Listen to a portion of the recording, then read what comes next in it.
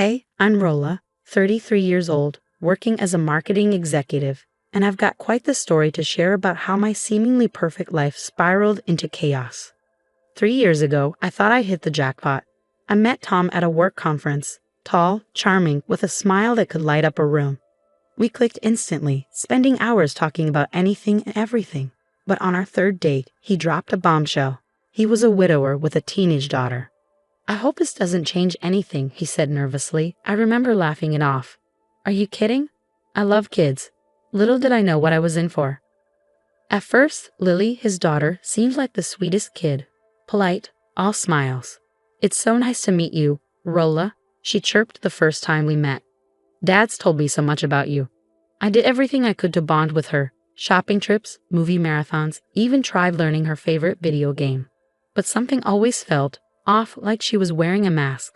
Sometimes the real Lily would slip through, and I couldn't quite put my finger on what it was. Tom, bless him, never noticed. He'd beam at us, saying, "My two favorite girls getting along so well." Things really took a turn when I found out I was pregnant. Tom was ecstatic, spinning me around the kitchen, tears of joy in his eyes. "We're having a baby," he shouted. But Lily's reaction was different. "That's great," she said, but her voice was flat, and her smile didn't quite reach her eyes. I tried to include her in the excitement. "You're going to be a big sister, Lily. Isn't that amazing?"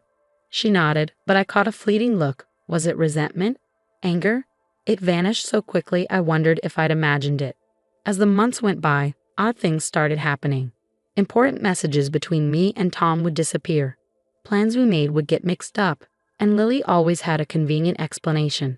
"Oh, Dad must have forgotten to tell you," she'd say innocently. "He's been so busy." Her best friend, Zoe, was the only one who seemed to notice something wasn't right. She'd come over sometimes, and I'd catch her giving Lily these knowing glances. One day, Zoe pulled me aside. "Rolla, you're really cool, you know? Lily's lucky to have you as a stepmom." It was a small comment, but it meant the world to me. At least someone appreciated my efforts. As my due date got closer, the tension in the house became unbearable. Tom was constantly torn between me and Lily, and I could feel myself being pushed to the sidelines. One night, I finally said, "Tom, we need to talk about Lily." He sighed, rubbing his temples. "Rolla, please. She's just adjusting. It's a big change for her." But I couldn't shake the feeling that something was seriously wrong.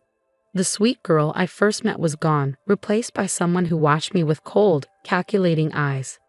By this point, I was juggling work, preparing for maternity leave, and dealing with the increasing strain at home. One morning, I woke up to find Lily in the kitchen making breakfast. "Morning, Rolla. I made your favorite, blueberry pancakes." I smiled, touched by the gesture. "Thanks, Lily, that's so sweet of you." But as I sat down, I noticed Tom frowning at his phone. "Rolla, did you forget to send me the doctor's appointment details?" I blinked, confused. "No, I texted you yesterday." Lily quickly chimed in. Dad, remember? Your phone was acting up yesterday. Maybe the message didn't come through." This became a pattern. Important messages vanishing, plans falling apart, and Lily always had a perfectly timed explanation. I couldn't shake the feeling that something was wrong at work. In the break room one day, I overheard hushed whispers. "Did you hear about Tom's new wife? Apparently she's just after his money." My heart sank.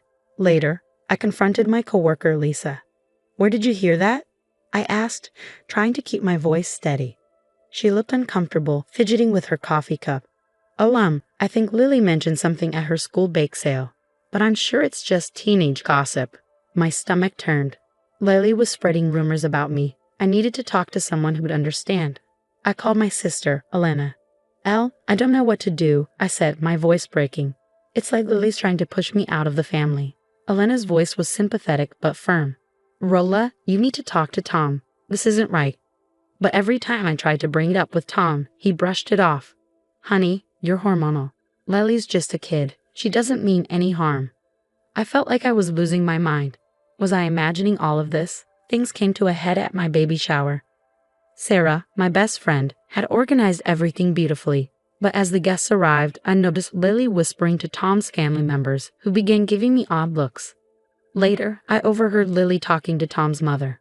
"I'm just worried about the baby," Lily said, her voice sweet but laced with something darker. "Rolla's been so unstable lately, forgetting things, getting upset over nothing. I just hope she'll be okay as a mom. Fury surged through me. I stormed over, ready to confront her.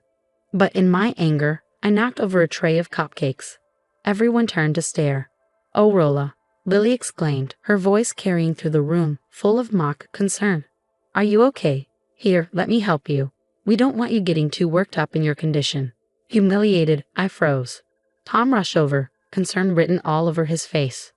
"Rolla, maybe you should lie down," he said gently. "You're looking a bit flushed." That night, I broke down in front of Sarah.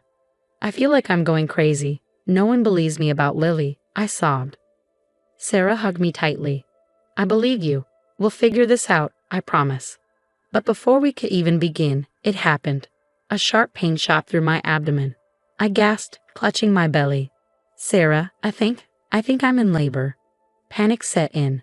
It was too early. This couldn't be happening now. "Stay calm," Sarah said, already dialing 911. "We're getting you to the hospital." As the contractions intensified, I tried to reach Tom. No answer. I left a voicemail, my voice strained with pain. "Tom, the baby's coming. Please, I need you." In the chaos, I caught sight of Lily standing in the doorway, her expression unreadable. As Sarah helped me to the car, I could have sworn I saw Lily pick up my phone, a small smile playing on her lips. My last thought before another wave of pain hit me was chilling. What if Tom never gets my message? What if, at the most important moment of our lives, Lily finally succeeds in keeping us apart? The drive to the hospital was a blur of agony and fear. Between contractions, I kept trying to call Tom. "Come on, pick up," I muttered, dialing over and over.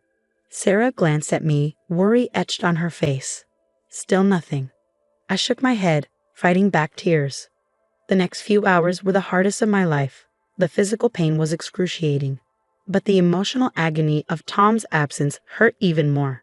Sarah stayed by my side, whispering words of encouragement, but I'd never felt so alone.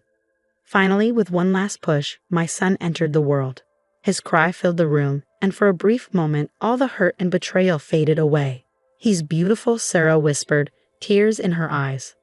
I held him close, overwhelmed with love, but as the adrenaline wore off, the pain of Tom's absence hit me again. Where was he? Hours later, Tom burst into the room, his face pale and frantic. "Rolla, I'm so sorry. I just got your messages. Lily said you were fine, that it was false labor." I stared at him, too exhausted and heartbroken to respond. He'd missed the birth of our son because he believed Lily over me again. Lily trailed in behind him, her face a picture of wide-eyed innocence. "Oh my gosh, the baby's here. I had no idea it was real. I feel terrible," she said, her voice dripping with fake regret.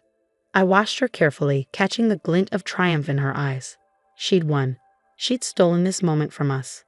The next few days passed in a haze of hospital visits and awkward silences. Tom was full of apologies, but I could barely look at him. Lily played the role of doting sister, fussing over the baby while I withdrew into myself.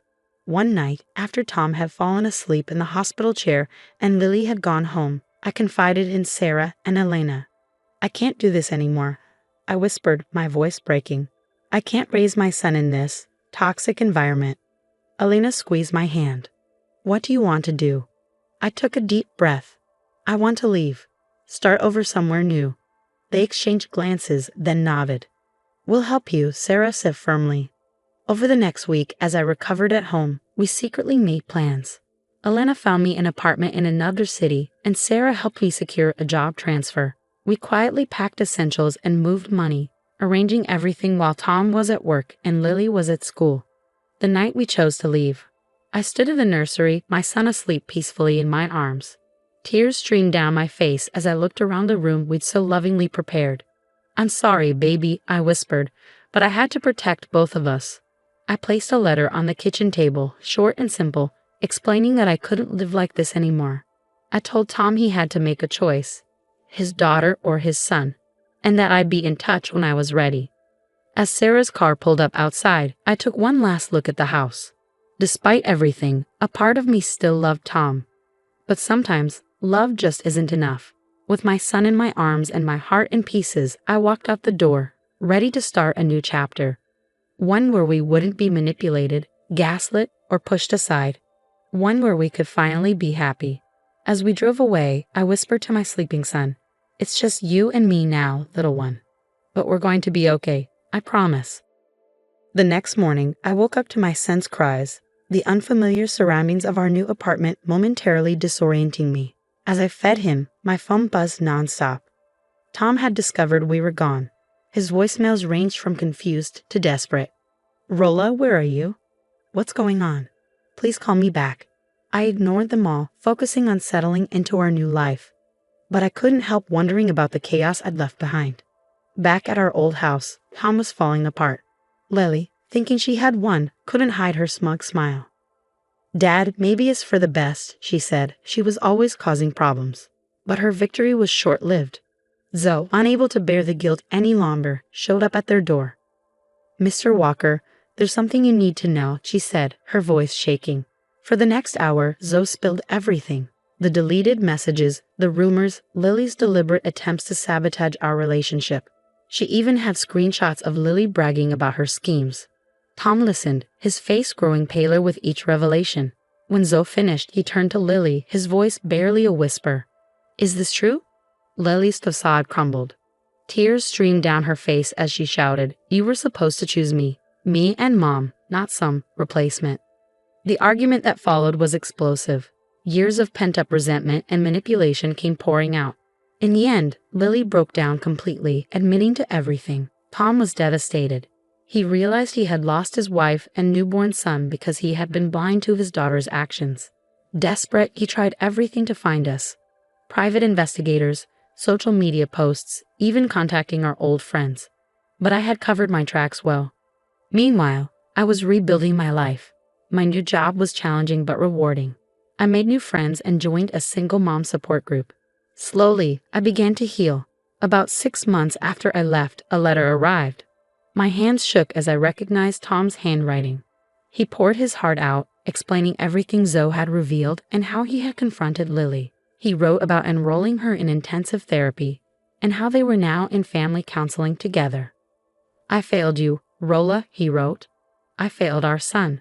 I was blind and stubborn, and I'll regret that for the rest of my life. I'm not asking for forgiveness. I don't deserve it. But please, if you can, give me a chance to make amends. To be a father to our boy. I'll respect whatever boundaries you set. I miss you both so much." I sat there, tears falling onto the paper, conflicted. Part of me wanted to forgive him, to give our family another chance. But another part, the stronger part, remembered the pain, the gaslighting, the betrayal. I looked at my son, peacefully playing in his playpen, and made my decision. I wouldn't respond. Not yet. Maybe someday when the wounds had healed more, when I felt truly ready. But for now, we were doing fine on our own. I folded the letter and put it away. Then I picked up my son, kissing his chubby cheeks. "What do you say we go to the park, little man?" The story has ended, but what would you do if you were Rolla? Should she give Tom another chance or continue her new life without him? Share your thoughts in the comments below. If this story resonated with you, please like and subscribe for more stories that spark important conversations.